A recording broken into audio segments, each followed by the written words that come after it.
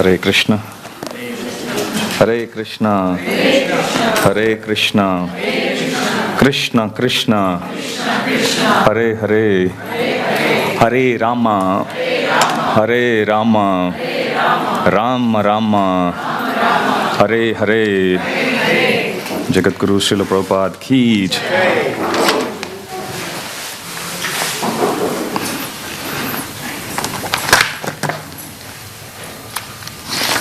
Right, let's offer our prayers. Om Namo Bhagavate Vasudevaya. Om Namo Bhagavate Vasudevaya. Om Namo Bhagavate Vasudevaya.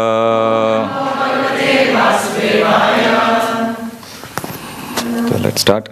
Sri Bhagavan Uvacha Maya Sakta Manapartha Yogam Yunjan Madashrayaha Asamshayam Shamagram Mam Yatagnyasasi Tachrinu Mata Parataram Nanyad Kinchidasti Dhananjaya Mai Sarvam Idam Protam Shudre Mani Gana Iva Yam Yam Vapi Smaran Bhavam Tyajatante Kalevaram Tam Tam Yevaiti Kaunteya Sadha Tadbhava Bhavitaha Tasmat Sarveshu Kaleshu Mamanusmara Yudhyacha Mai Arpita Mano Buddhir Mam Yevaishya Shamchayaha Mahatmanastu Mam Partha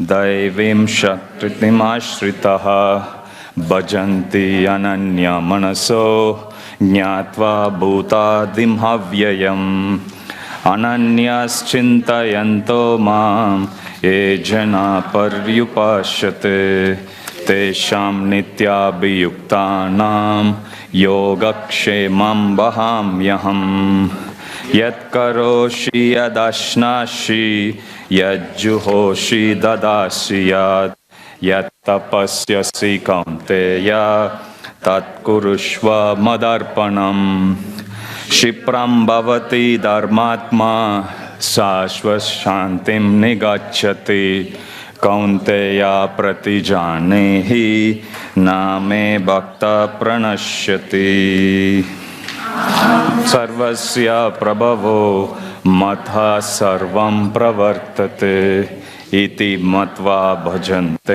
mam bhuta bhava samanvitaha macchitta madgata prana bodhayanta parashparam katayantascha mam nityam tushyanti cha ramanti cha Tesham yuktanam bhajatam priti purvakam dadami buddhi yogam tam yena mam upayanti te Tesham yevanukam partam aham ajnana jam tamaha Nashyayami atma bhavasto jnana dipena bhashvata Mat karma krin mat paramo mat bhakta sangha varjitaha nirvaira sarva bhuteshu yasa mameti pandava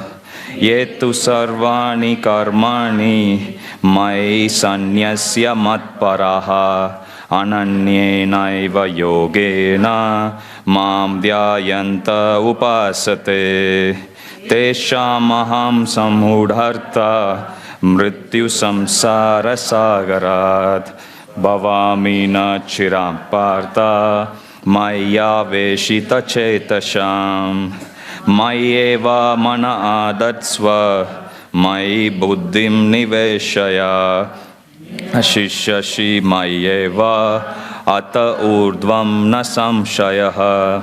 Translation: Just fix your mind upon me, the Supreme Personality of Godhead, and engage all your intelligence in me. Thus you will live in me always without a doubt.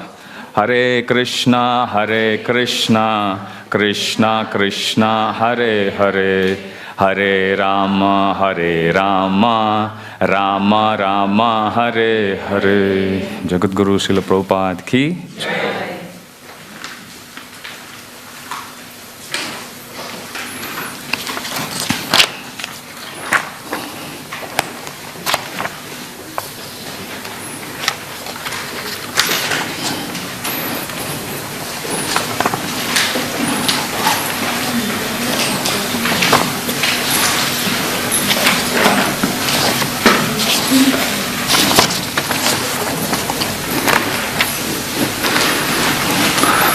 Hare Krishna.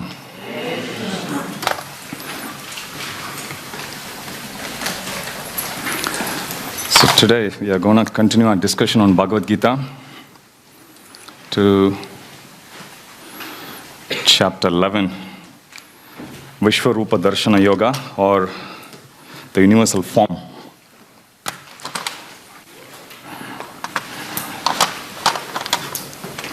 If you had, I need marker, black. So if you read chapter 11, that is, okay, almost half of the chapter would speak about the universal form has got unlimited heads, unlimited clubs. Nobody could see where it started, where it ended, unlimited colors, so on and so forth. And when we read it without having a proper understanding of this, we would get very easily confused. We would go through symptoms of Arjuna. Basically, our mind will start reeling, mouth will go dry. Oh Krishna, I'm losing my intelligence, I'm yawning, I'm feeling sleepy, and then we just sleep straight away. But there is a very clear flow in this chapter, especially. So today we'll be focusing on that. We'll start with the overall summary of this chapter, chapter 11. So if you take your handouts, there's a very high-level summary that's given, which is, if you see that, you'll see there is verse 1 to 8, Arjuna is requesting Krishna to show the universal form. Then from 9 to 31, you will see Sanjaya describing the universal form. 32 to 34, Krishna says his time. Then 35 to 46, Arjuna's prayers, and then 47 to 55. It's pure devotional service that's going to award one darshan of vision of the 200 Shyamasundara form, to the form of Sri Sri Radha Gopinath. So this is the overall high-level summary you will see. Now, within this chapter, enclosed within this high-level summary, there is 3 subcategories. If I tell you what it is, as we actually go through that, then it's very easy. If you understand that flow, then you understand the whole chapter. Otherwise, it can be confusing. Especially, this is a chapter with 55 verses. Usually, the first 50 verses are very merciful. Purports are small. The last 5 verses, you would think as if it's purport for the entire chapter. Every purport is actually big. Please do take your time to go through them and to read, because last 5 verses are very important, especially for practitioners of bhakti, especially for bhakti yogis, which is us. Okay, so this is the overall flow. Now, somebody emailed me last week an interesting question. It's the same question, but gets worded differently. Prabhu, I chant and I learn everything simply by coming to the class, sitting and hearing. Do I still need to open the book and read? Prabhupada, when he was actually asked the same question, I was reading this autobiography of Giriraj Maharaj. Not necessarily autobiography, it's more like his experiences with Prabhupada. It's called Watering the Seed. So in one section of the book, Maharaj writes that somebody asked Prabhupada the same question. That if it's clearly given here, if we chant Hare Krishna, if we do devotional service, then Krishna is going to reveal all the knowledge, so we don't need to read. What's the purpose of reading? And Prabhupada replied back, yes, if you do devotional service, you will get all the knowledge. You will be all the more eager to know more about Krishna. So naturally, you will turn the pages of Krishna. So Prabhupada is saying, us taking the time to open the pages of Gita is actually our expression of love for Krishna. So we should not be proud that like, yes, I'm covered, I'm hearing already, or I'm watching lectures maybe, or I'm just talking to devotees, I'm still gaining some knowledge. They're all good. But we should not feel so proud not to accept every possible avenues of mercy. Okay, so as much as possible, we should make time to open the book and read. Prabhupada clearly said his verdict. If you want to know me, read the books. So Prabhupada was very, very clear.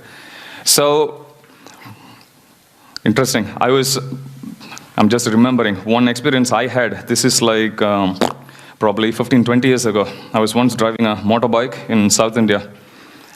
As I was riding over a bridge, I saw this huge billboard, and it's a very interesting ad. The billboard had a dog, and it had a small baby kitten. Dog was very mighty, with sharp teeth, slightly crouching, ready to pounce on the kitten. But interestingly, the kitten in the picture was very confident. Very, very small, and it's a huge, mighty dog. He was just looking. It's like a typical David and Goliath setup. So the kitten was looking at the dog without getting disturbed at all. And then, if you see the detail of the dog's neck is actually tied to a chain, and the chain is tied to a pole. And below that picture, in this whole scene, there is this caption, "Power of knowledge." Because the baby kitten knows that no matter how much the dog tries, it's not going to reach me. And it's very important. We are also up against this huge Maya, and we don't know what to do with that. Super powerful. There is no match at all. However, if we arm ourselves, equip ourselves with this knowledge, no matter how strong and how powerful Maya actually looks at taking over us, we can still be happy, like the baby kitten. Baby kitten ki jai. So in this chapter, so the first 4 verses, there is a subcategory even in the first section. So 1 to 8, if you see, it says in your summary, Arjuna is requesting Krishna to show the universal form. Now, before we even go there, what's the connection between chapter 10 and 11? In chapter 10, the last verse of Bhagavad Gita, last verse of chapter 10, Krishna is actually saying this beautiful verse. What is it? How does it start? Atava bahuna jnatena kim jnatena tavarjuna vistabhyaham idam krishnam ekam shena stito jagat. Okay, of what need is there for all this detailed knowledge, O Arjuna? With a single fragment of mind, I pervade and support this entire universe. So that's what Krishna is saying there. Now Krishna is revealing with a single fragment of himself, he is able to pervade this entire universe and he is able to support. So naturally one would think, how does it look like? I would want to take a look at that. So that's exactly what the connection between chapter 10 and 11. So in chapter 10, Krishna finishes it that way. And in chapter 11, starting few verses, first 4 verses, Arjuna puts forth this question to Krishna. Can you please show me if you think I'm qualified? So if you read the first 4 verses, that's what Arjuna is saying. By my hearing the instructions you have kindly given me about these most confidential spiritual subjects, my illusion has now been dispelled. O lotus-eyed one, Kamala Patraksha, very beautiful, intimate term. He's using this word to address the Supreme Lord. I have heard from you in detail about the appearance and disappearance of every living entity and have realized your inexhaustible glories. O greatest of all personalities, O supreme form, though I see you here before me in your actual position as you have described yourself, I wish to see how you have entered into this cosmic manifestation. I want to see that form of yours. Now watch carefully what Arjuna is doing in verse 4. If you think that I am able to behold your cosmic form, O my Lord, O Master of all mystic power, then kindly show me that unlimited universal self. Here is a good demonstration of Arjuna's humility. Arjuna is not demanding the Supreme Lord. By the way, I would like to take a look. Please show me. He is not telling that.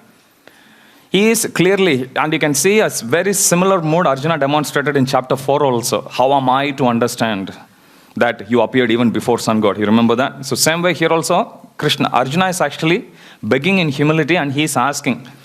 The mood of someone in humility is he will beg, he will pray, and he will wait patiently. He wouldn't demand.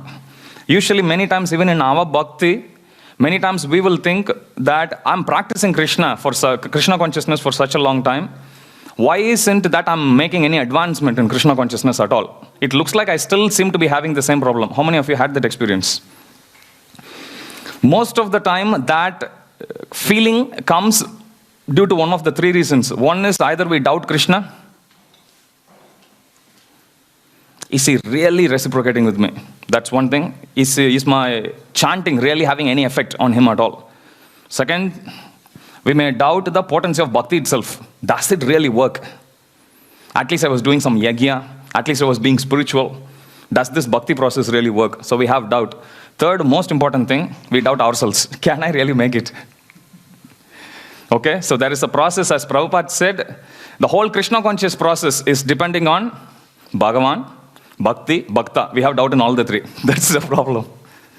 But if we carefully observe each one of them supported by scriptures, Prabhupada always says Krishna consciousness is a science. Science means that it should be repeatable. Okay, anybody who is doing anything, if it works, before you call that as a science, you should be able to document and say, if you also do this, then you will also see the same effect. It is verifiable. Okay, what works for one should be experienced by another if he follows the same process. It is repeatable. Okay, if anything satisfies these three criteria, then it is called, such a fact is called a science. That's how it is said. Bhakti Yoga, same process. There are many people before us who have practiced this. They have attained successful. They have attained success. We ourselves could actually see the difference which Bhakti Yoga brought in our own lives. We ourselves can actually see how it actually has impact on other people. Other people are also changing and they are also looking at us and they are saying like, hey, you have changed. So there is no problem with Krishna.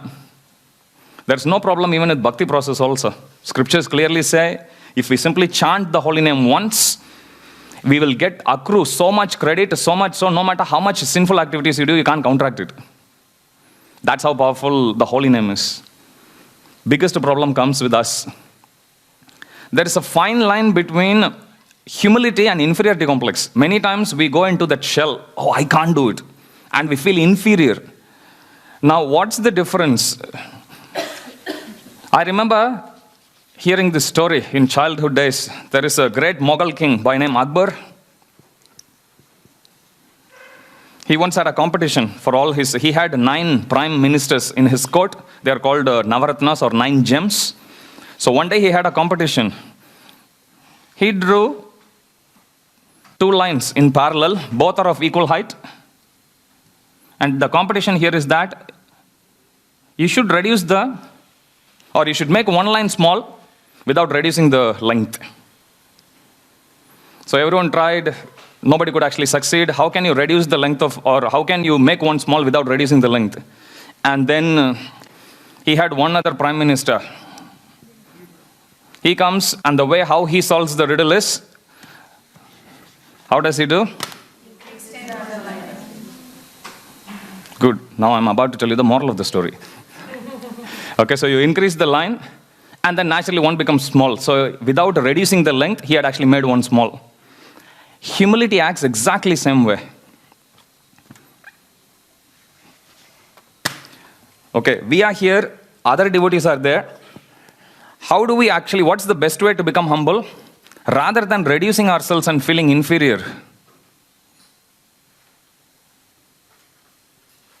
we simply glorify others. We get the same effect. And it's a very positive way of engaging our propensity to glorify others. It's a very positive way of actually speaking. We all like to talk. Better to talk about the glories of somebody. Better to talk about the positive qualities of somebody. That way we'll naturally become humble. Okay, and in our process, it clearly supports it. Glorification is kirtanam. When we chant, we are actually reading Krishna's name and we are chanting Krishna's name. We are hearing Krishna's name. So that's the glory of this process. So simply, you can take a seat. So it's very important that we understand that in our process or in our attempt to become humble, we don't feel inferior. Many times, if we want to do any service, we feel very unqualified, which is great. That's a very good qualification. However, that lack of qualification should not actually lead us to feel inferior. Okay? Stripping us of our confidence. It shouldn't be like that. Okay? Best way is to always glorify Krishna, glorify devotees, glorify others. Naturally, we will remain in that humble mode. With that mode, we can naturally receive the knowledge. So the mood of Arjuna here is, he's begging, praying, and he's waiting for the verdict from Krishna. He's not demanding.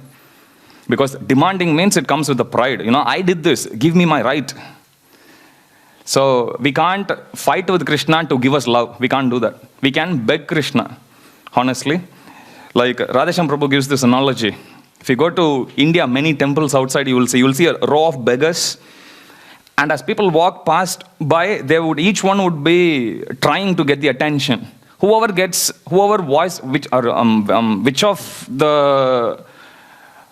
Whichever of the beggar's voice is louder, he gets the maximum attention. So he says, when we chant the holy name, that should be our mood. At least with this holy name, let me catch the attention of Krishna. Let me chant loud enough so that it will reach the ears of Krishna. Please, let me. That should be the mood. He says, that's a very good mood. That's a very good way of cultivating humility. That we are simply beggars of mercy. We are simply asking Sri Radha Gopinath to please bless us, to bestow with us some mercy with which we will be able to progress. Okay, so Arjuna here, he is clearly demonstrating in verse 1 to 4. Now in 5 to 8, so 1 to 4, Arjuna is requesting Krishna to show universal form. In 5 to 8, Krishna will give a description about universal form. What he's about to show, he will tell first. Hey, my dear friend, this is what I'm about to show you. Fasten your seatbelt. Don't get scared. It's all right. So that's what he's telling here, 5 to 8. 9 to 14, Sanjaya will describe about universal form.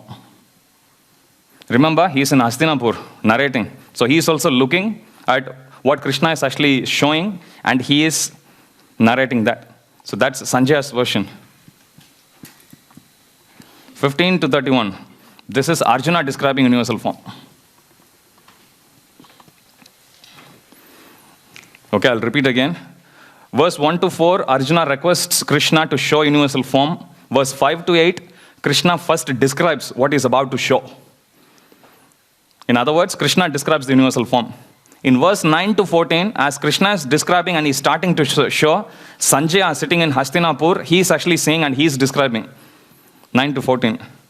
In 15 to 31, now Arjuna is actually saying there in ground zero and now he is narrating. No wonder there is repetition. Because all of them are repeating the same thing, it's just a different angle, okay? First it's Krishna's version, and then it goes to, sometimes you see in movies, right? They're shown different angles, or some cricket match or something. So it's exactly, that's what is happening. That's why you will see the repetition there, okay? Without this background, obviously we'll feel sleepy. So this is the flow for the first 31 verses, okay? All right, let's move on to what Krishna is saying here. So Krishna is saying, the Supreme Personality of Godhead said, my dear Arjuna, O son of Pritha, see now my opulences, hundreds of thousands of varied, divine, multicolored forms. O best of Bharatas, see here the different manifestations of Adityas, Vasus, Rudras, Ashwini Kumaras, and all other demigods. Behold the many wonderful things which no one has ever seen or heard before. Now, Prabhupada, when he actually quotes this one, Prabhupada says, universal form is something which has been seen, observed by many different devotees in the past. We see Yashoda Maharani, we see that. We see when Krishna goes as a peace messenger to the court of Hastinapur, there also he demonstrates, he shows, exhibits his universal form. However, here if you read this verse, Prabhupada quotes here, behold the many wonderful things which no one has ever seen before. Which means Krishna is about to show, maybe version 2, of the universal form which nobody else has seen before. Okay? Yes, there are different versions of universal form many has seen, but what Krishna is about to show to Arjuna, no one has ever seen at all. And I'll tell you there is a subtle difference when Krishna says no one has ever seen it when we come to that section. But for now, remember this one, that what Arjuna is saying, no one else has ever seen before. Krishna is clearly saying it. It's different to what Yashoda Maya saw. It's different to what Duryodhan, Dronacharya, Bhishma, everyone saw in the court of Hastinapur. Verse 8. But you cannot see me with your present eyes. Therefore, I give you divine eyes. Behold my mystic opulence. Now, usually this verse is misunderstood. How is it misunderstood? Krishna is actually there right in front of Arjuna. Arjuna is already seeing Krishna. So if Krishna says, And this is Krishna's 200 form, Shamasundar form. If Krishna says, all right, I'm about to give you a divine eyes with which you will be able to see something else. In one sense, it implies, apparently it looks like, it implies as if universal form is greater than Krishna himself, because he needs to specialize now. Correct?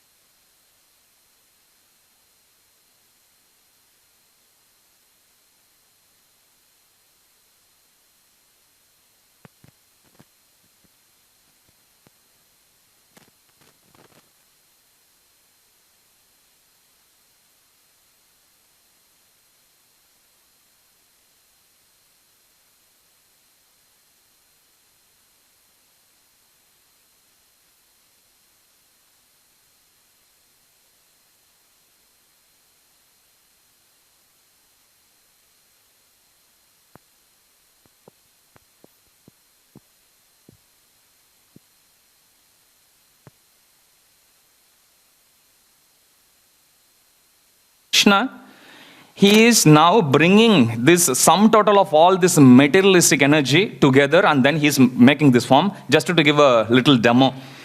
This also proves Krishna's omniscience, because Krishna will not only just show a demonstration of all his energy, making a form. In that form, Arjuna could see past, present as well as future. That goes to show Krishna is omniscient. He knows everything. He is a Trikalgya. Okay? So, even though it looks like Arjuna needed a special Divya Drishti to be able to see, special divine vision, divine eyes to be able to see the Vishwarupa, the understanding which the Acharyas have given is, Arjuna is so used to seeing Sachidananda Vigraha, so used to seeing the 200 form of Krishna, which is the topmost. But from that vision to be able to see something so temporary and material, Krishna is actually about to downgrade his vision. So that's how we understand verse 8. Sometimes you will see Mayavadis using this term to say, see, Krishna is inferior and Vishwarupa is superior. Many times you will also see, in India especially, you will see sometimes arguments something like, Duryodhana is also a great devotee. He also saw Vishwarupa. Vishwarupa is just material. It's not a great qualification to be able to see that. Okay. Sometimes you will see even among devotees also, oh Prabhu, I saw ghosts. Seeing ghost is not such a great thing. See, we have to see Krishna. That's very important. Okay. They are all temporary. All right. So verse 9 to 31, that brings us to the next section. We saw, yes. Krishna is supposed to be all attractive. Why is the universal form so beautiful? That's the proof that that's not Swayam Krishna. Krishna has got different forms. We'll come to that when I reserve that question. I'll address that when we go to section 32 to 34. Any other question? Any reference for that vision is not divine, is Lord? I can send the link. Okay, Sanjaya Vacha, text 9. As I said, 9 to 31. This section actually talks about Arjuna seeing universal form as well as Sanjaya seeing universal form. In that 9 to 14, it's Sanjaya's version here. We'll quickly go through that. Eva Muktva Tatorajan. That was Sanjaya said, O king, having spoken thus, the supreme lord of all mystic power, the personality of Godhead, displayed his universal form to Arjuna. Then in 10 to 11, you can see Sanjaya narrating what Arjuna saw there. Arjuna saw in that universal form unlimited mouths, unlimited eyes, unlimited wonderful visions, so on and so forth. Verse 12, if hundreds of thousands of suns were to rise at once in the sky, their radiance might resemble the effulgence of the Supreme Person in that universal form. 13, at that time Arjuna could see in the universal form of the Lord the unlimited expansions of the universe, situated in one place, although divided into many, many thousands. Then, bewildered and astonished, his hair standing on end, Arjuna bowed his head to offer obeisances and with folded hands began to pray to the Supreme Lord. Prabhupada writes in one of the purports that sometimes when somebody is scared, or sometimes, let's say, you see a snake somewhere, and you want to alert, you can just say, there's a snake in the room. How do you usually respond? Snake, snake, snake, snake. Why so many times? So same way here, Arjuna is also, he's seeing one form, but in that wonder, sometimes he repeats. And Prabhupada says that's why it's getting repeated everywhere. Sometimes he will say the same thing. He has already said this. Why is he repeating it? And Prabhupada also says if something is important, in Vedic parlance, they actually repeat it 3 times. If you say something 3 times, it means it's very, very important. Like that. Okay, so verse 15.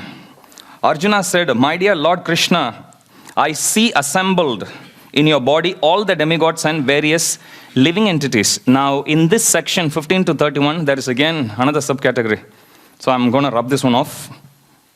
Prabhupada's question, why does Sanjay says like Arjuna sees this? Why doesn't he say I? Because he could also see it. Yeah, he could have said that. The point here is, the whole chapter is about a conversation between what Arjuna and Krishna. What are they conversing? How is one person feeling? So that's more detailed. Rather than saying, I'm saying, now you completely miss out how is Arjuna receiving it. And Dhritarashtra was more interested in Arjuna more than what Sanjay is actually saying. Who cares about what you see? That's what Dhritarashtra would have said. Tell us how Arjuna is reacting, basically. Right? So that's why. Okay, so as we said, 15 to 31. Arjuna sees universal form. So here also there is a subcategory. This is the third one. 15 to 20. The vision of universal form. So Arjuna will describe what he sees there. So that's what he's going to say in 15 to 20. 21 to 23, Arjuna will speak about effect of universal form in the universe. So that's where he's going to say how the sages are looking at it and they are getting scared, all the demigods are getting scared and everything. Okay, effect of universal form on the universe. 24 to 25, Arjuna is going to say effect of universal form on himself. How he is feeling. He starts to feel scared. Okay, so he's going to describe his emotions in verse 24 to 25. And then finally, 26 to 30, Arjuna sees Kurukshetra war. Something that's about to happen in future, he sees it even before. And in 31, Arjuna asks the $1 million question, who are you? I thought you were my friend. Arjuna gets scared. So 15 to 31, so this is the section we are discussing here. As we said, 9 to 31, that's the second section in your summary. If you split that, 9 to 14 is Sanjaya, and 15 to 31 is Arjuna's description of universal form. And in that, 15 to 31, you can subdivide. 15 to 20, Arjuna is going to describe the vision of universal form as he sees. 21 to 23, Arjuna is telling what this, because Prabhupada says when this universal form was shown, nobody else in the whole Kurukshetra war could see the form except Sanjaya, Arjuna. However, denizens of the higher planetary systems, they could see because it's huge. It was going all the way till Satyaloka, and it's given even Brahma saw it up to the Patalaloka also, that's also given. So what effect, what impact did it actually have on the universe? So Arjuna is explaining that in 21 to 23. 24 to 25, Arjuna is telling how he is feeling now. Obviously, initially it starts with wonder and then it goes into fear. Arjuna starts to feel scared. And 26 to 30, in that universal vision, he sees something else. I'll come to that shortly. But he sees the whole Kurukshetra war like a movie. Who is going to die, what is going to be the result and everything. So that's 26 to 30. And in 31, Arjuna asks, by the way, who are you? I thought you were my friend. What happened to Krishna here? So that's the flow here. Okay, let's quickly go through this section, 15 to 20. It's again going to be description of the universal form. My dear Lord, I see assembled in your body all the demigods and various other living entities. I see Brahma sitting on the lotus flower as well as Lord Shiva and all the sages and divine serpents. It's interesting how he uses his, chooses his words. Brahma is actually sitting on the 14th planetary system at the top. Serpents live at the bottom. So practically, he saw the entire 14 planetary system. That's what he implies here. Last week, we actually saw Krishna says, among Sarpa, he is Vasuki, and among Naga, he is Ananta. Sarpa is also snake, Naga is also snake. One difference is Sarpa is a single-headed snake. Naga means multiple-headed. More than one head, it's called Naga, N-A-G-A. If you read the previous chapter, and if it's only one, it's called as Sarpa. So Sarpa is one, and Naga is more than one heads. So he says among single-headed, he is Vasuki, and among multi-headed or among Nagas, he is Ananta. He says that. So here, which means Arjuna is saying in the universal form, he sees practically everyone. 16. O Lord of the universe, O universal form, I see in your body many, many arms, bellies, mouths, and eyes expanded everywhere without limit. I see in you no end, no middle, no beginning. And then he continues to say, if you go to verse 20, you can read the descriptions. And although you are one, you spread throughout the sky and planets and all space in between. O great one, seeing this wondrous and terrible form, all planetary systems are perturbed. Perturbed means disturbed. Okay, initially, if something happens, even if you see in some movies, finally Godzilla comes out of the water, it's like, why is the water bed going so high? You feel very excited. And then when the excitement grows, it hits a peak, at which time it becomes fear. So basically, that's exactly the emotion Arjuna is going through. Initially, he was like describing all of this. Yeah, it's really nice and everything. And then slowly you will see the transformation of his emotions. Okay, so next 3 verses, 21 to 23, Arjuna is describing the effect of this universal form in the entire universe. All the hosts of demigods are surrendering before you and entering into you. Some of them very much afraid are offering prayers with folded hands. Hosts of great sages and perfected beings crying all peace or praying to you by singing the Vedic hymns. Remember, Krishna said in the previous chapter, neither the host of demigods nor the great sages know about me. For indeed, I am the origin of all of them. He's not only the origin, he's also the fear factor in all of them.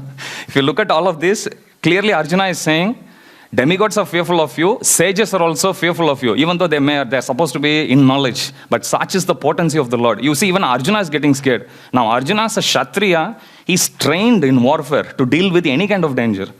And we were also describing his war with the Nivata Kavachas, his sojourn to the heavenly kingdom for 5 years during his during the time when they had to go to forest, so on and so forth. So despite all the training, despite all the conditioning, still Arjuna is actually fearful.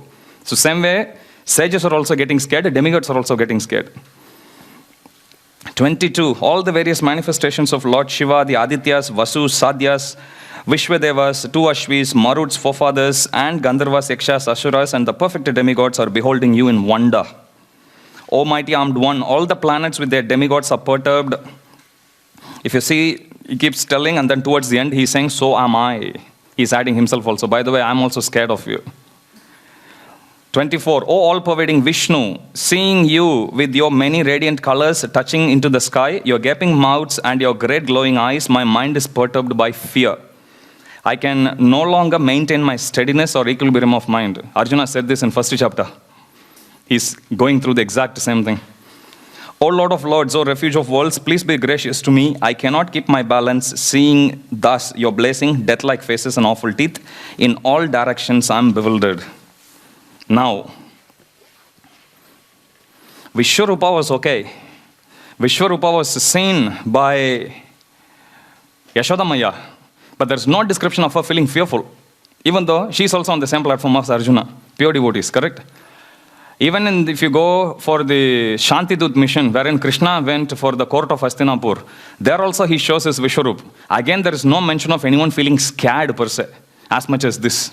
Someone like of the caliber of Arjuna getting scared. What is happening here is, there is Vishwarupa, definitely. So 26 to 30 is, Arjuna is about to see Kurukshetra. Vishwarupa is the sum total manifestation of all Lord's material energies.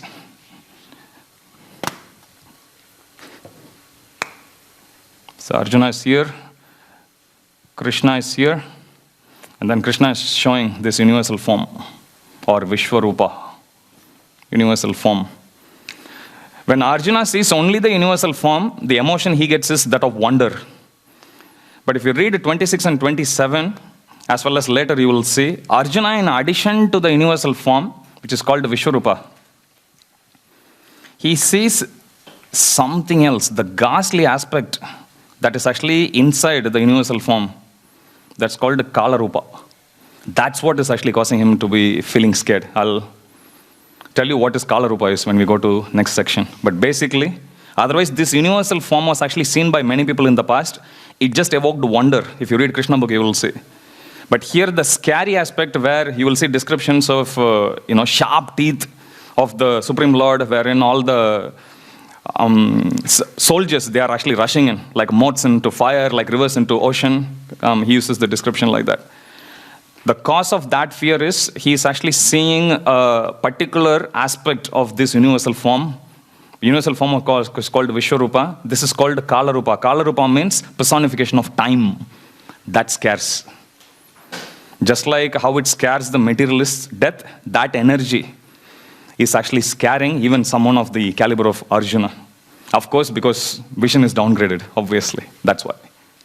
Okay? Previous universal form he didn't show color. It didn't show. When Krishna says, no one else before you has ever seen, this is what he's meaning. Okay? Kalarupa is what no one else has ever seen before. Especially like with the demigod thing, they are the devoted and some the hero devoted. Mhm. But their vision, they can see because They can't see. they can't. They didn't see Kalarupa before. But with the universe, even Arjuna's vision was downgraded, but not others. How would they? They are in downgraded vision already. Arjuna's vision is, normal vision is far, far greater than that of demigods, sages and everyone. So basically, to answer that, we can say Krishna from his elevated position, he brought his vision down to that of demigods level, for example. They can see more than what humans can do, but not to the level that Arjuna originally saw, like that. I saw some other hand up? No. Okay, so that's the aspect which he's scared of. And he will describe that actually if you see this section. All the 26 to 27, all the sons of Dhritarashtra, along with their allied kings, and Bhishma, Drona, Karna, and our chief soldiers also, are rushing into your fearful mouths. So this is how the form of time looks. Okay, time is the destructive.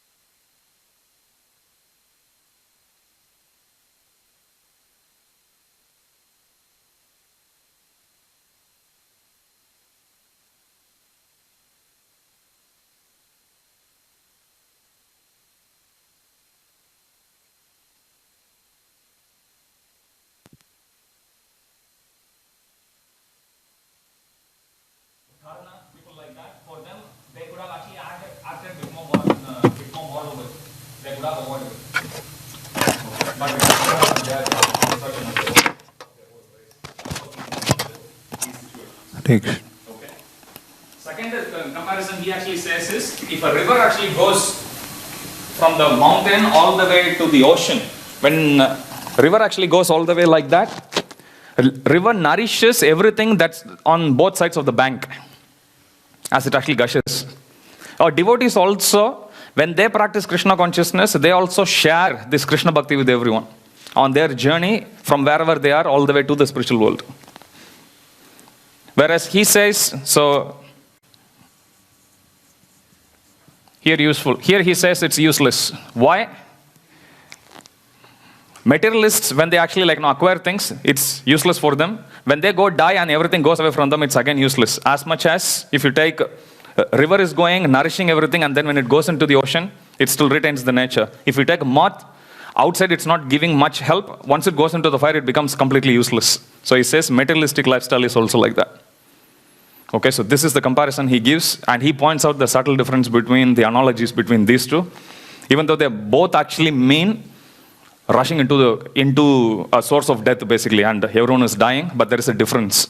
Even though everyone died in the Kurukshetra war, everyone's caliber, potential was actually completely different. So that's the point he highlights in these two verses. And in 30, O Vishnu, I see you devouring all people from all sides with your flaming mouths, covering all the universe with your effulgence. You are manifest with terrible scorching rays. Now, in 30, he's identifying this huge form which he actually sees as Vishnu. But if you go to 31st verse, he says, O Lord of Lords, so fierce of form, please tell me who you are. Immediately, one verse later, he's saying, who are you? That when he addresses Vishnu, he addresses the universal form. When he asks, who are you? He addresses the Kala Rupa, the form of time. That's what actually causing fear in his heart, and that's the form who he is actually addressing. Who are you? Please tell me. Two things he asks. If you read this verse carefully, O Lord of Lords, so fierce of form, please tell me who you are. I offer my obeisances unto you. Please be gracious to me. You are the primal Lord. I want to know about you, for I do not know what your mission is. So he's asking two questions. Who are you? What is your mission? Okay, so Krishna would then answer in the next section, 32 to 34. So in 32 to 34, if you actually see, Krishna immediately says, I am time, I am the manifestation of time. Now, one point we need to remember is, in the previous verses when Arjuna explains, there is this huge gory manifestation of this Supreme Lord who is actually literally eating as people actually enter into his mouth. Some get stuck even between his teeth, he explains quite graphically. We should not mistake that God is actually eating people. That's not what he's explaining here. What he's explaining is, Krishna is the cause of creation. He's the cause of maintenance. So similarly, destruction is also within his jurisdiction. That's the principle he's actually explaining here when he says people are actually entering in. We should not take it literally that the Kala Rupa likes to actually eat people, as if he doesn't have different taste. So that's not the point here. Point here is destruction is also within the jurisdiction of the Supreme Lord. He who creates, maintains, he has the right to destroy also. Because we can't do either of that, we don't have the right to destroy. So that's the understanding here. Okay. So in 32 to 34, Krishna says, first of all, time, I am the great destroyer of all worlds. If you remember from previous chapter, Krishna says, of all subduers, I am time, Krishna says. So here, Krishna is reiterating, the great destroyer of the worlds, and I have come here to destroy all people. With the exception of you, the Pandavas, all soldiers here on both the sides will be slain. Next verse, Krishna says, therefore get up, prepare to fight and win glory, conquer your enemies and enjoy a flourishing kingdom. They are already put to that by my arrangement, and you, O Savyasachi, can be but an instrument in the fight. Now, in one sense, it may feel like, Krishna is insulting Arjuna. You just be my instrument. You are not such a great warrior, just be my instrument. But actually not. If you read this verse carefully, Krishna is using the word Savyasachi. So that's the significance of this word. Savyasachi means one who is a very expert archer, one who can release arrows from both the hands. That's the Savyasachi. So Krishna is actually saying, by the way, oh expert archer. So he's glorifying Krishna, Arjuna, but at the same time he's saying, don't worry about the results, just be my instrument. If you just follow my plan, then everything will go. as you desire. All the soldiers, because on the side of the Pandavas, they are on the right side, and the Kauravas, they got Narayana Sena. So just confused, like, because they have the Narayana Sena, even though they are on the wrong side, but they are under, like, Krishna. So how does that work? Or, if everyone would be... Everyone, if you look at the result, Prabhupada writes in Bhagavatam, close to 500 million soldiers were killed in Kurukshetra war. And in war means there's going to be casualty on both the sides. So Krishna is saying, yes, you are good and you are bad, but it's war. So everyone will die. So Krishna is clearly predicting the result here. Everyone on both the sides are going to die. That's what he's saying here. Okay, despite the position you took, despite how you actually led your life, majority of people are going to die. That's all Krishna is saying here. Okay? Okay, so in 34, Drona, Bhishma, Jayadratha. Now, interestingly, Drona is a great teacher. Bhishma is also a great warrior. Jayadratha, if you read Mahabharata, he is not such a great warrior. However, Krishna is already predicting that he's about to do something for which you have to actually kill him. That's what. So Jayadratha, if you read Mahabharata, you will see he's the one who plotted to kill Abhimanyu. So Krishna is already letting the result out. By the way, I've already killed Jayadratha also. Even though he's not such a great warrior, he's putting his name alongside names of Drona and Bhishma. And other great warriors have already been destroyed by me. Therefore, kill them and do not be disturbed. Simply fight and you will vanquish your enemies in the battle. So this is how Krishna explains this section. As you can see, bhakti is very simple. Universal form is too complicated. We'll get there. Last section. So this section, so from 35 to 46, we see Arjuna pray to Krishna.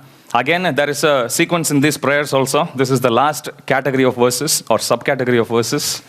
So in 35, again, Sanjaya would actually speak. Arjuna is about to say prayers. So in 36 to 38, 39 to 40, 41 to 44, 45 and 46. So in 36 to 38, Krishna first glorifies the Supreme Lord. So this is the systematic prayers he actually offers. 39 to 40, Arjuna.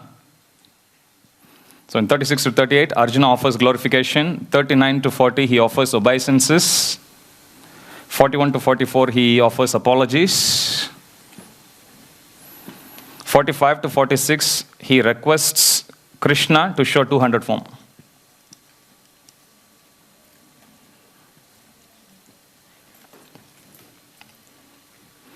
Okay, so that's the sequence here. So this section 35 to 46 talks about Arjuna's prayers. 36 to 38, he offers glorification to the Supreme Lord.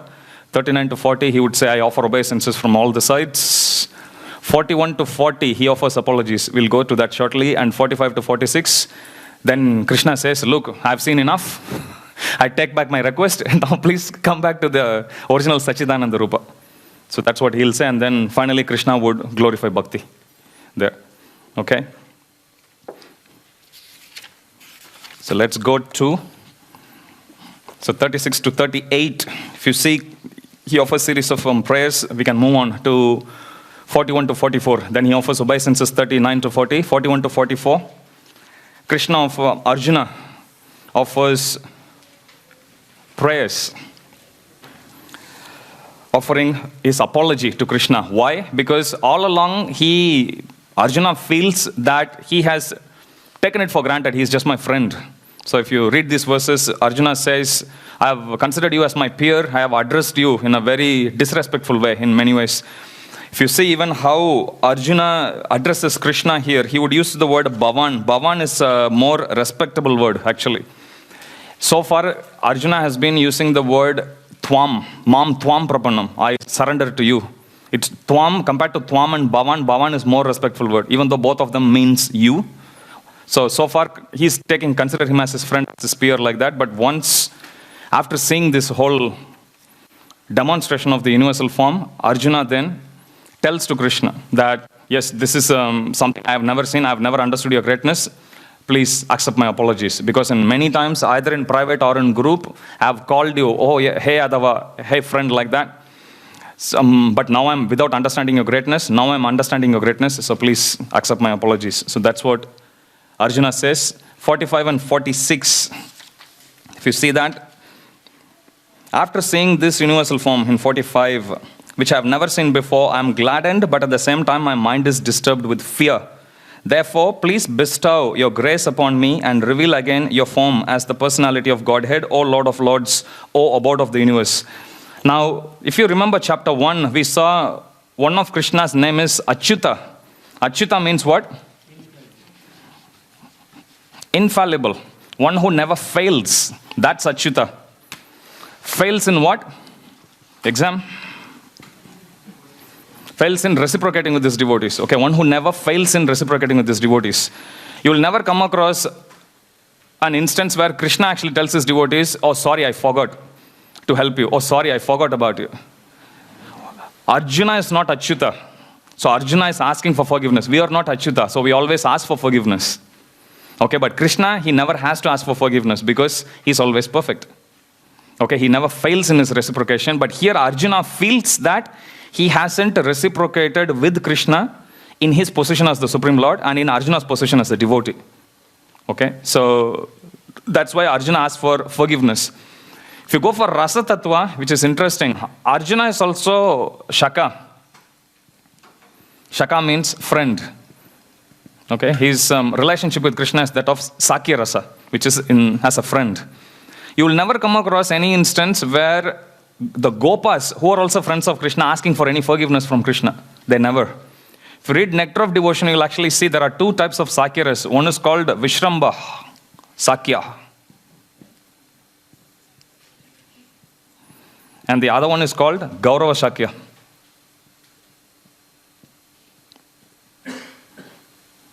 Vishramba Sakya means very intimate. They fight with Krishna. They even tell Krishna, if you don't play with us today, tomorrow we are not going to join you for the game. They even tell them. They wrestle with Krishna. Gopis watching the wrestling match, they were convinced, yeah, it's easy to win Krishna in wrestling. Radharani even used to come and challenge Krishna, come for wrestling. They were very convinced. So that is how intimate they were. That's Vishramba Sakya. They'll jump on Krishna's shoulders. So that's Vishramba Sakya, which is more intimate. Gaurava Sakya is something with, there's friendship, but there is awe and reverence more there. So that's Gaurava Sakya. Okay, so that's just on the Sakyaras aspect here. So Arjuna, after asking for the apologies, then we go to the final section, which is Krishna now revealing his form. So if you read section 47, the Supreme Personality of Godhead said, my dear Arjuna, happily have I shown you by my internal potency this Supreme Universal Form within the material world. No one before you has ever seen this primal form, unlimited and full of glaring effulgence. So here Arjuna is actually told by Krishna that this is the first time he's showing, O best of Kuru warriors, no one before you has ever seen this universal form of mine. For by neither studying the Vedas, nor by performing sacrifices, charity, pious activities, nor by severe penances can I be seen in this form in the material world. So none of this is a qualification to see even universal form. What to speak of seeing Krishna himself. 49. You have been perturbed and bewildered by seeing this horrible feature of mine. Now let it be finished. My devotee, be free again from all disturbances. With a peaceful mind, you can now see the form you desire. So in 50, Sanjaya said to Dhritarashtra, the Supreme Personality of Godhead, Krishna, having spoken thus to Arjuna, displayed his real four-armed form and at last showed his two-armed form. So in many places here, Krishna is actually telling what will not work in bhakti and what will give us qualification to go and deal with Krishna directly. In other words, what is the proper mood with which we can actually accept Krishna in our heart. At the end of Kurukshetra war, many devotees, many warriors also attributed success to different personalities. Some said it was Arjuna, some said it was Bhishma, some said it was Krishna. There is a story in Mahabharata that says, at one point, Bhima thought that he's the man of the match. It's because of him that they won the war. So Krishna, what he did was, he took, not Bhishma, Bhima, sorry. Bhima felt like that, so then Krishna took him on Garuda. They went to a place and then they got down. Krishna tells Bhima, pointing at a lake, he says, go and find the source of this lake. So now Bhima gets down and he starts running fully. He's son of wind god, he can really run fast. And he keeps going round and round and round. He just can't come to the source. After some time, he feels exhausted. He just makes it his way back to Krishna and he says, look, I give up. I really can't see. What is this like? I've never seen it. Then Krishna comes forward, picks up the lake, and then he just throws it in outer space. And then he says, that is the skull of Kumbhakarna, who is brother of Ravana.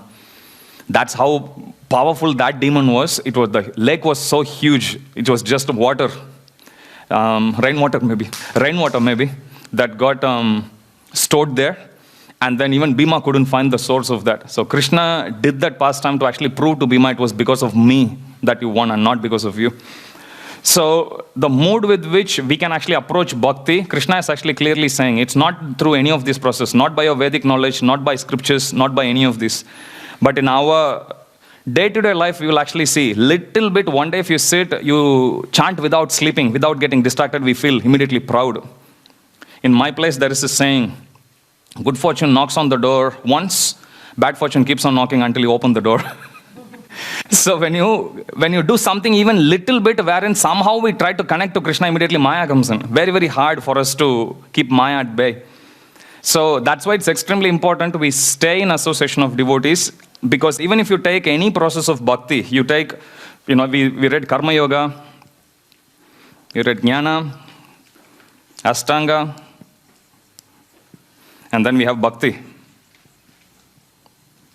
Karma Yoga, if you actually see, predominantly it acts on the physical level, because even if you take Karma Kanda, what do they do? They are not looking for any bliss in their heart or anything like that. They want to enjoy something on a physical level.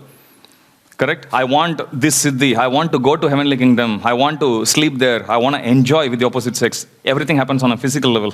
Jnana, it goes to slightly higher. It acts on the intellectual level. They study all Vedantas, everything, and they understand that nothing in this world is actually true. It's temporary. There's no point in actually pursuing about any of this. So better stay away from all this. I'll just go to meditation, or I'll just go with the self-abnegation. So that's how Jnana Yoga go. Ashtanga Yoga, they act on mental level mainly. Controlling the mind, Pratyahara, Dharana, Dhyana, Samadhi, we saw. Only when we come to bhakti, we talk about soul. We talk about something spiritual. So technically, none of the other process actually talk anything on spirituality at all. Strictly speaking. They all go to a certain extent. Karma Yoga takes us in that sense actually physical level. Jnana Yoga primarily intellectual level. Ashtanga Yoga mental level. Only Bhakti Yoga acts on spiritual level. And there also, if we practice bhakti properly, we'll see the knowledge actually entering into our heart, deeply touching us, and then we'll be able to connect with that. So it's extremely important that we understand that bhakti means it's not just any physical activity, mental activity, or intellectual activity. It's something that we need to really take it deep in our heart. Similar to, there is a verse where Rupa Goswami actually says, "Oh Lord, when will I get attraction towards you?" Just like how a young boy gets attracted to a young girl. Nice analogy. It comes natural. You don't need to make any extra endeavor. It just goes spontaneously. Kunti Maharani also, she uses a similar analogy. Just like how Mother Ganga, she rushes towards the ocean. When will my mind rush towards your lotus feet? So we can clearly see, based on where we are, it's not easy for us to come to that platform. It is hard. That's why we need mercy. That's why we need association of devotees. Because no matter how hard we try, physical, okay, we can to a certain extent. Intellectual and mental may be possible. But this one, it's not. We can't really force ourselves, especially being in this encaged condition. So it's very important for us to understand that bhakti is actually possible only by revelation. Bhakti is possible only by mercy of the devotees. Bhakti is possible only by Avaroha Pantha. It has to come down from top. We can't climb up. In any of these, there's no love involved. They still do simply for siddhis. They do because they got fed up of the material world. Here they need something material. Whereas bhakti we do, Prabhupada says, we do bhakti simply to please the Supreme Personality of Godhead. There was one devotee. in Kolkata in beginning days, and then he started propagating, one local devotee, he started propagating that philosophy that Chaitanya Mahaprabhu is the origin, Radha Krishna came from Chaitanya Mahaprabhu. So the matter went to Prabhupada, and this devotee was there, Giriraj Maharaj was there, he writes in the book.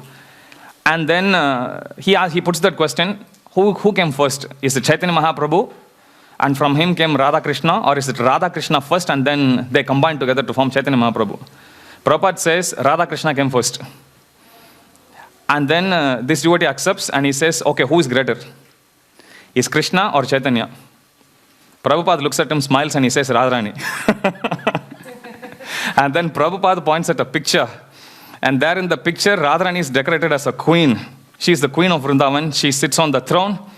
And Krishna comes in front as a servant. And he says, see, Radharani is the greatest. And then Prabhupada points at another picture. Baby Krishna carrying the sandals on his head, coming towards Nanda Maharaj. Nanda Maharaj is greatest. Prabhupada points at another picture. Damodar Krishna getting scared and running away, looking at the stick of Yashoda Maya. Yashoda Maya is the greatest. So Prabhupada says, devotees are the greatest. And then everyone say, Haribol, Prabhupada. So this is the position of bhaktas. This is the position of bhakti yogis. Simply if we stay in the association of devotees, simply if we come together, glorify, focus on simply glorifying the Supreme Lord, glorifying His energy. Many times we say, oh, we need to save fuel because it's a very valuable energy. We need to save light, electricity. We need to save everything. What about us? We are also marginal energy. We also need to be saved. Our time is of importance. We need to actually protect that. We need to preserve that so that we all go towards Krishna, go towards Prabhupada with that. Usually we mix up means and the end. Means is all the material things. By engaging each of the material things in the service of Krishna, we spiritualize our life. We spiritualize this process. We spiritualize everything. But unfortunately, with the conditioning we come from, we go to Krishna to ask for material things. Rather than using the material things to go to Krishna, we use Krishna as the means for the end, which is material things for us. So we need to change that perspective, and we have to understand, yes, in this world, everything will come and go. Only permanent thing that we have in this life is Krishna. Bhaktivinoda Thakur, he says that in this world, there's only two things that are real. One is Jiva, which is soul, and second is the holy name of the Lord. He says everything else is temporary. Everything else is material. We don't need to care about any of that. Now, yes, we live in this world. We have certain moral responsibilities. We have certain material responsibilities also. That's a given. We need to do that. But we should clearly understand what is the end game. We are more important than the present moment. Our position is more greater than even current life actually. We are eternal. We are going to spiritual world basically. If you look at any of our difficulties in our life, we'll clearly see, at some point we might have lost our friends or lost some relationship. We may think, and this is it, there's nothing more worthy to live in this life. But then you suddenly pinch yourself and see, 10 years have gone, 5 years have gone, I'm still okay, You have some other problems now. And as time progresses, you will see there are many such experiences we came across. And at that point of time, we thought, this is it. I give up. I quit. I can't do anything. But then we moved on. Priorities kept on changing. Somehow, something actually kept us actually pushing forward. Whether we like it or not, we always get pushed forward again and again and again. And we understand clearly from the philosophy of Bhagavad Gita, from the pages of this wonderful scripture, that these experiences are there. They are there at some point of time. Our lifetime extends to eternity. We are here since time immemorial. Just a little bit experience somewhere, some negative experience, we should not let that actually bog ourselves down. We should not eternalize the present.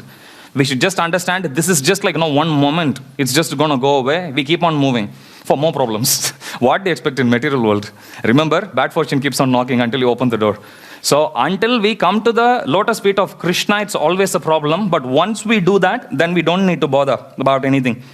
51, when Arjuna thus saw Krishna in his original form, he said, "O Janardana, seeing this human-like form so very beautiful, I am now composed in mind and I am restored to my original nature." So technically, this is what happened. So first there was Krishna in 200 form. Then he showed universal form. Then he showed Kala Rupa. And then Chaturbhuja, which is Vishnu form, 400 form. And finally it comes to Krishna again. So Prabhupada uses this cycle to say, so Krishna is the origin. Everyone else have come from Krishna. You'll never come across a time when Vishnu becomes Krishna. You'll never come across a time when Shiva becomes Krishna. But Krishna, he demonstrates everything and everyone comes from him. You see Brahma Vimohan Leela, we have that picture there. Everyone came from Krishna. You see Vishnu, Krishna is creating Vishnu, and from Vishnu comes everything else. So everyone else comes from Krishna. So Prabhupada says universal form came from him, Kala Rupa came from him, Chaturbhuja form came from him. And Krishna again, after showing the movie, he is there with this beautiful Saumya Rupa. Saumya means, Prabhupada says, very beautiful, gentle, kind. So that's the Saumya. So this 200 form. And Krishna is saying, Sudurdarshanam. It's super rare to actually see this form. Even to see the universal form is very rare, Krishna says. To see the 200 form, 400 form is rare, 200 form is the rarest. Okay, so Krishna says to Sri Radha Gopinath ki jai, we are very fortunate. We always see 200 form. That's simply due to the mercy of our parampara. Mercy of Sri Radha Gopinath. Prabhupada always says, whenever we worship deities in our temple, we should worship them as Lakshmi Narayan. What it means by that is, it doesn't mean you suddenly think Krishna has become Narayan and Radharani has become Lakshmi. Not in that sense. It is said that Krishna is the Supreme Lord everywhere, both in material world as well as in spiritual world, everywhere except Golok Vrindavan. In Golok Vrindavan, he is just a cowherd boy. Nobody in Golok Vrindavan knows that he is the Supreme Lord. But everyone in the entire creation knows that he is the Supreme Lord. Now, when Prabhupada says we should worship Radha Krishna in the mood of Lakshmi Narayan or as Lakshmi Narayan, what he means is, in our altar, if you see, Krishna usually when he is in Vrindavan, he doesn't wear shoes. He doesn't wear slippers. He walks. There are a lot of pastimes actually associated with that, but he walks with this barefoot. Same Radharani also. However, if you see in our altar carefully, you will actually see shoes for them actually. Which means that we worship Radha Krishna not like Golokavasis, without being aware of their supreme position. When Prabhupada says we worship Radha Krishna as Lakshmi Narayan, it means we understand Krishna is Swayam Bhagavan. We understand that he is the Supreme Personality of Godhead and that's the divine consort of the Supreme Personality of Godhead. In that mood we worship. Okay, being aware of our position. Because Krishna is so great, we are so small. We can't go in Sakyaras. I can't put my arms around Krishna. We can't. That's the Sahajya. But Krishna, out of his causeless mercy, when we practice bhakti, we may come to a point wherein Krishna would feel like, all right, you can't come up, I can come down, and he'll put his arms around us. Okay, so that is why we are always at the receiving end only. We can't actually demand anything from Krishna. Prabhupada says, look at Krishna, how kind he is. On one hand, he is embracing Radharani, all the gopis. But it's not attached. When a calf comes, Krishna is going and embracing even the calf. And Prabhupada is saying, what does the baby calf know? It just comes and licks Krishna's body. But Krishna is so kind. Krishna just accepts all the service. Okay, so Krishna loves not just gopis. He loves, Prabhupada says, Krishna loves all the living entities. Krishna loves everyone. So even in this verse, if you actually see, if you go to verse 51, when Arjuna thus saw Krishna in his original form, O Janardana, seeing this human-like form so very beautiful, I am now composed in mind and I am restored to my original nature. 52. Supreme Personality of Godhead said, my dear Arjuna, this form of mine you are seeing now is very difficult to behold. Even the demigods are ever seeking the opportunity to see this form, which is so dear. And Krishna is saying how one can not see him in verse 53. In verse 54, he will say, how can one see him? But first he says, how can one not see him? The form you are seeing with your transcendental eyes cannot be understood simply by studying the Vedas, nor by undergoing serious penances, nor by charity, nor by worship. It is not by these means that one can see me as I am. So we can't say, Krishna, I have finished the scripture study course. Now show me your transcendental form. We can't. Krishna, I have understood you. Please show me. He's not going to show. Only by Ananya Bhakti, undivided devotional service. Anya means other. Ananya means nothing else. Which means simply focusing on Krishna Bhakti. So if you go to 54, he says, my dear Krishna, Arjuna, only by undivided devotional service can I be understood as I am, standing before you and can thus be seen directly. Now there are pastimes you see, Jai Vijay. They are the doorkeepers of Vaikunta. One day Lakshmi Devi wants to go in to see Vishnu, who is her husband. But when she about to go in, Jai Vijay stop even Lakshmi Devi and they say, no, Lord is taking rest. She gets very upset. Come on, I'm the divine consort of the Supreme Lord. Why are you stopping me? Then she goes in angrily, and she goes and she asks Vishnu, who's more important for you, me or those two doorkeepers? Now the doorkeepers are also hearing it. If you are in this position, what would you do? You want to keep your doorkeepers happy, who are also devotees, and you want to keep, obviously, divine consort. So now Vishnu is in a fix now. And Vishnu also knows when Jai Vijay hears this, because it's in an angry mood, when they hear it, they open the door slightly and they see what Vishnu is saying. Now, Vishnu knows exactly the situation. He sees Lakshmi Devi and he sees Jai Vijay. Both want to say it's you. So Vishnu, whenever he gets tough questions, he just smiles. And they'll get mesmerized and they'll forget everything. And they say, and Lakshmi Devi will become bashful. I was thinking, if we had that potency, you go to an exam center, we'll just keep smiling at each other, basically. That's all we'll do. But this is the potency with which Vishnu, he tackles. Tough situation happens even in Vaikuntha. When that situation comes, he just sits and he just smiles at Lakshmi Devi. She forgets and she starts massaging. And when the same smile was actually seen by Jai Vijay, they are also happy. Yeah, Vishnu loves me, like that. They just close the door and they stand there. It's very hard to be God. Thank God we are not. Okay, so 55. My dear Arjuna, he who engages in my pure devotional service, free from contamination of fruitive activities and mental speculation, he who works for me, who makes me the supreme goal of his life, and who is friendly to every living being, he certainly comes to me. So, 53 speaks about how one cannot attain Krishna. 54 speaks about how one can attain Krishna. 55 speaks about how one can do activities to come to the platform of 54, to do Ananya Bhakti.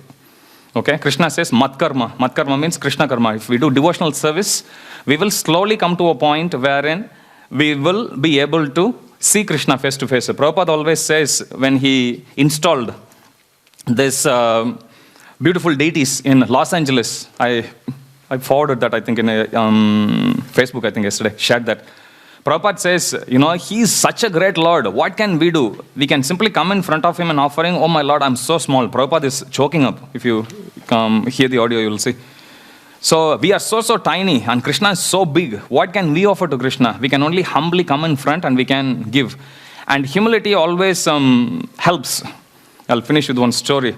In Mahabharata, the day when Dronacharya, he was killed by Drishtadyumna, Ashwatthama gets very upset and he wants to literally wipe out all the entire Pandava clan, the race, their side.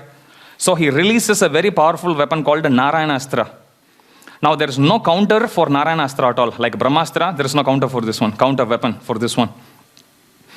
So when the Narayanastra comes, first Pandavas try to shoot, but then the nature of Narayanastra is, if you attack him, it's going to attack you 10 times more. So how can you ever cope up with that? So if it comes to a point wherein they didn't know what to do, and it's coming near to them, then Krishna tells all the Pandavas, bow down. And then Bhima is like, no, we can still counteract that. Krishna says like, no, bow down. And then everyone bows down. Nature of Narayanastra, because it's directly empowered by the Supreme Lord, whoever bows in front of him, it blesses. So that's exactly what Narayanastra does. Personification comes, blesses all of them, and he goes back. So all the time, humility works. We tend to think humility is a weakness. Actually, no, it's such a big, empowering emotion, actually. Hanuman. You never see Hanuman like pride. There is one story we speak about Hanuman and the spider, that's for pastime. Actually, Hanuman is so humble. But that humility actually empowered him to do very uncommon, mammoth tasks, actually, which is unparalleled. Lord Ram himself actually gives that benediction. He says, as long as this earth will be there, my glories will be sung. And as long as my glories will be sung, your name will also be heard. He tells that to Hanuman, actually. So that is our position. If we simply understand our position, that we are very, very, very, very tiny, and we clearly understand the position of Krishna. He is very great. Devotees are greatest. If we simply stay in that association, then success is guaranteed. So Prabhupada, repeatedly he actually says in these verses about the supremacy of the Lord, which also means how tiny we are. Just like when Krishna glorifies bhakti, he is also glorifying devotees, he is also glorifying devotional service, so himself also. So same way, when Prabhupada actually glorifies Krishna, it also goes to show how small we are also.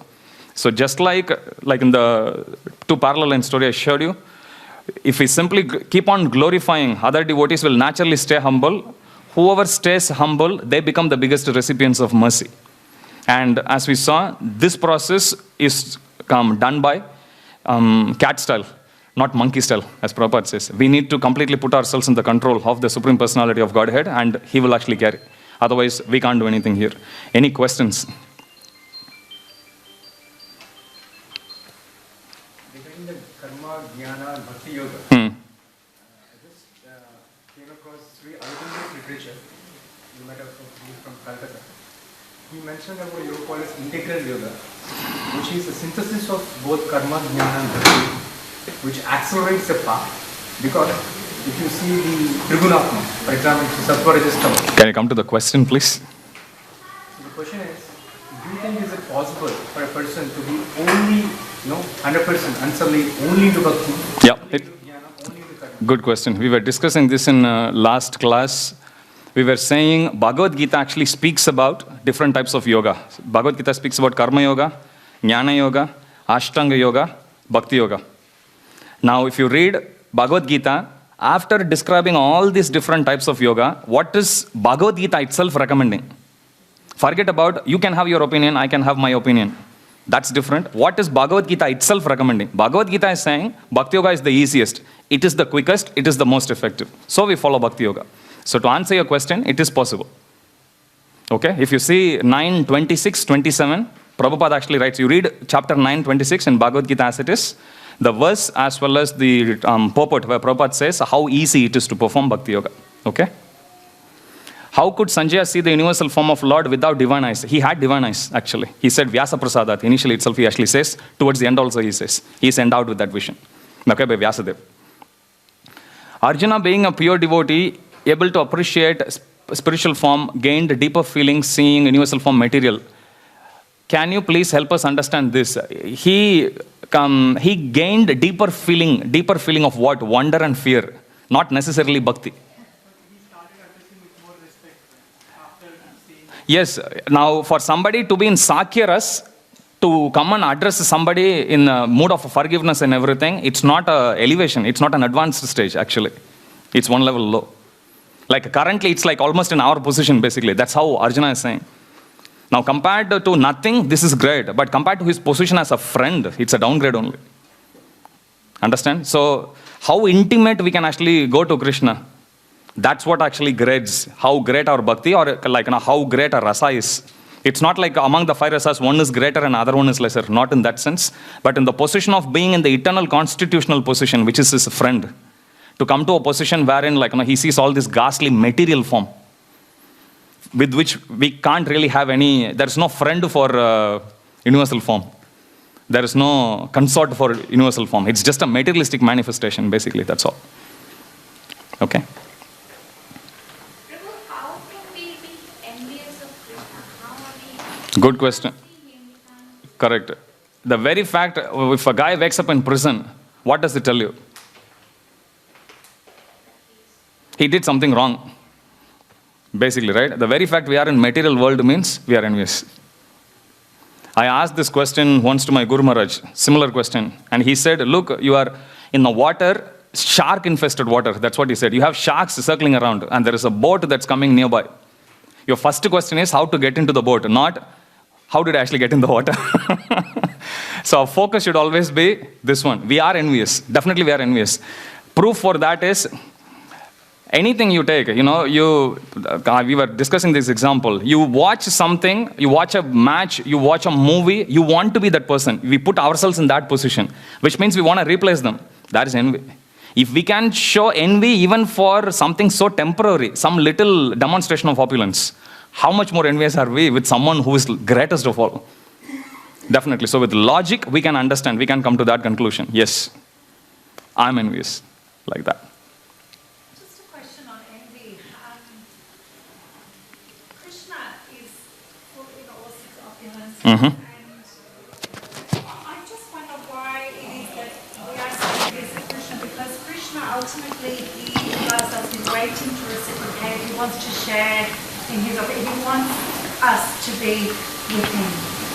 But the envy we feel in the material environment is often towards people who don't reciprocate, who something against us, and that's where those negative feelings come in. And I'm just wondering how you can compare that. Good question. If we're envious of someone in the material world, and of course we're envious of Krishna.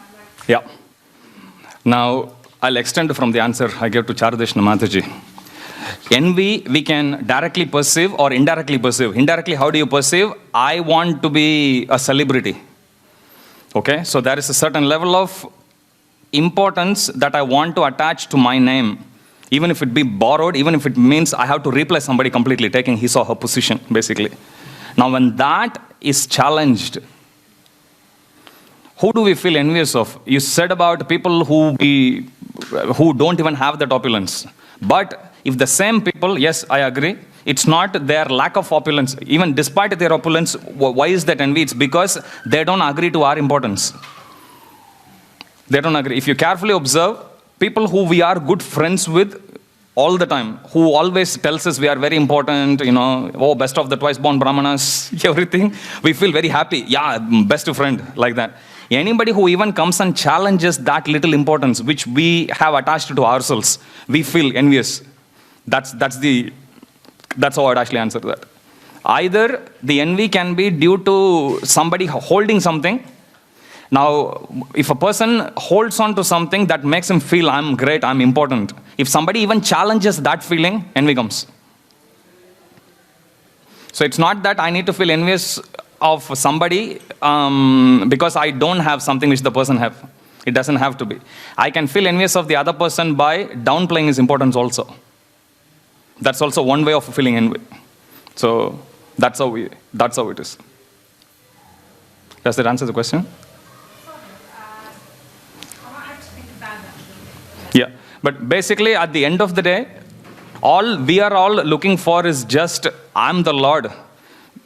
Prabhupada says, I'm the Lord of all that service. Now, our lordship can be, confined to a certain area where we think we can actually exert it. But each one of us, we feel like that. In material world, Prabhupada says, for somebody it may be in their own small room. For somebody it may be in their small, Bhakti Sangha group maybe. Or somebody can be in the temple room maybe.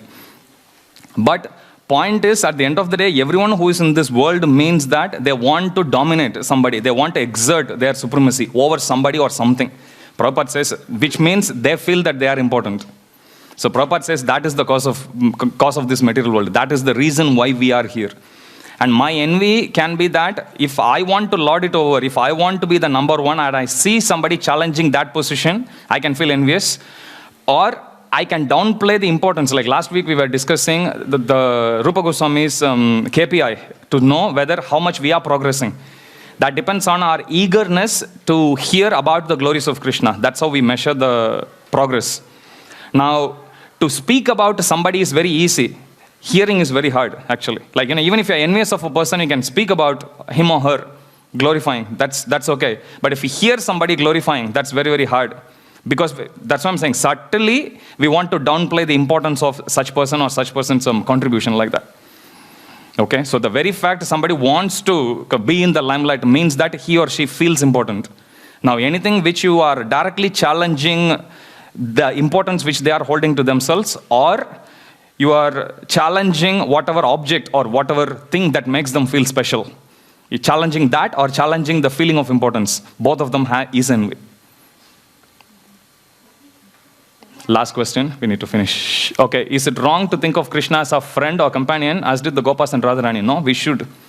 Krishna is our friend, we should think, definitely. In fact, that's a prerequisite that's given to study even Bhagavad Gita. Bhakto shime shakachiti rahasam hiyate uttamam.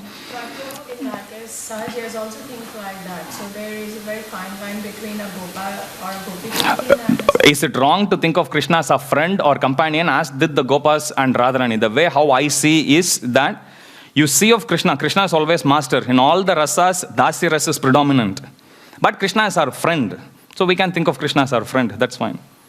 Not necessarily imitating Gopas and Radharani, not in that sense. No, not like that.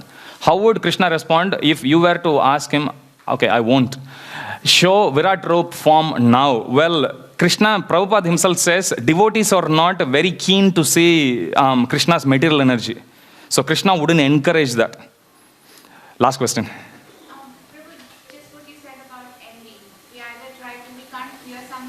qualities even though we may glorify him.